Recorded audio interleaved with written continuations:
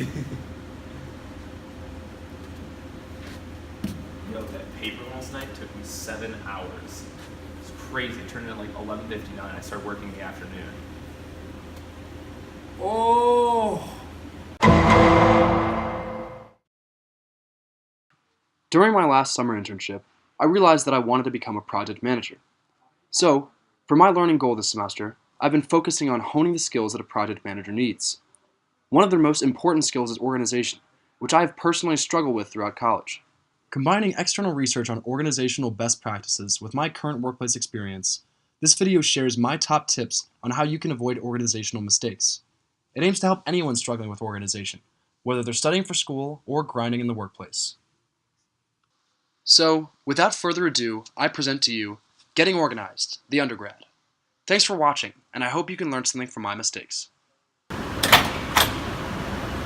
Hey, I'm Erik, and welcome to Getting Organized. Today I'll be sharing with you my best tips for how you can get a leg up in the classroom or the workplace. If you've ever missed a due date on an assignment, gotten behind on a work project, or just felt flat out disorganized in the past, I can relate to you. Trust me. I've done all these things and more, but I've learned from my mistakes in college and in my prior internships, and a few simple but crucial organizational tips for you to master.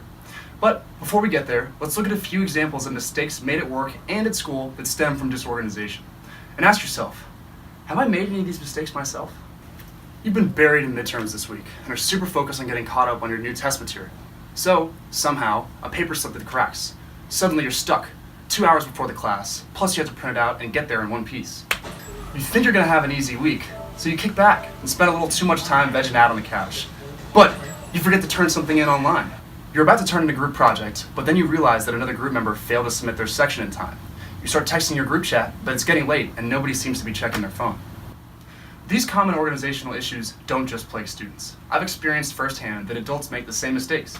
Organization is a skill that takes real effort to improve, so it's always best to work on these skills early in your career. You took great notes on how to complete a project, but can't find what you're looking for. You don't want to ask your manager for directions again, as you just discussed the project, but time is short and you need to find a solution. You get a ton of seemingly random, unimportant emails that are all unrelated to you in your inbox. A coworker sent you a project, but it got lost in all the clutter. Hours before their meeting, they come by to your office to ask where you are on the project. When organized correctly, your calendar can become the backbone of your daily grind. It can communicate your weekly, daily, or even hourly goals. Our lives at work and school are incredibly hectic, and with assignments, projects, deadlines, and holiday breaks to consider, it's easy for things to get lost along the way. As a freshman in college, I struggled with my own organization. Without parents to help guide me, I got lazy and tried to keep all my responsibilities in my head. And to be totally honest, that mistake probably cost me a letter grade or two my freshman year. So, to avoid making the same mistake, here are some ways that you can turn your empty calendar into a practical and dynamic tool.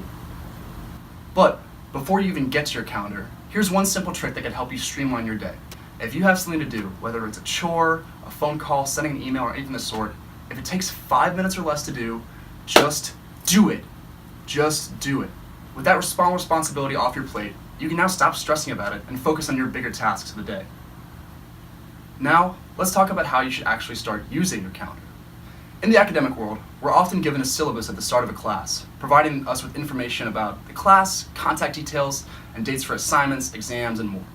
This document is usually pretty dull, and sometimes even hard to find. And it can be pretty easy to ignore the syllabus and simply begin learning your class material and doing your assignments. But this is a mistake I beg you not to make. The syllabus, while very dry and boring, is incredibly important. If you follow this tip, you will never have to worry about a homework, quiz, or test sneaking up on you again. For each of your classes, start by reading the important bits of the syllabus, making your way down the list of dates. Once you get to those details, enter all of those important dates into your calendar. Be sure to include any additional information, such as locations or times, into your calendar entry. Do this for each one of your classes, and you will quickly see that your blank calendar turns into a roadmap for your semester. This may seem like a simple recommendation, but its fundamental nature has wide-reaching effects. If you're a student, ask yourself, do I save all the important class dates in my calendar?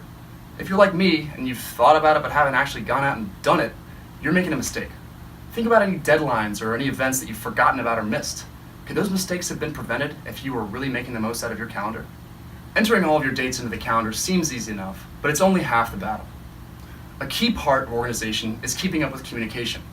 Dates will change, events will get canceled, and new things will pop up all the time. But don't stress.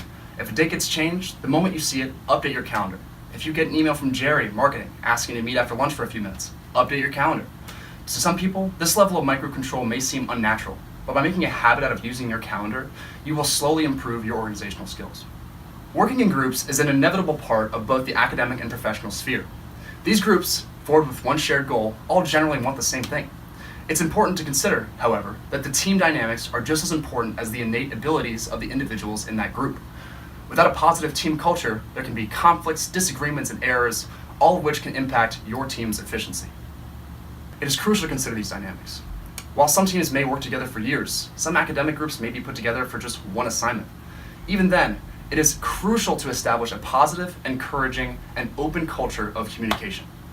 One way that you can help steer your group culture is through communication. Whether an introvert or an extrovert, everyone has the ability to communicate this day and age. Whether that's through a video call with your team or a group chat with project partners, it is almost a requirement of all of us to communicate. So, communicate with your team.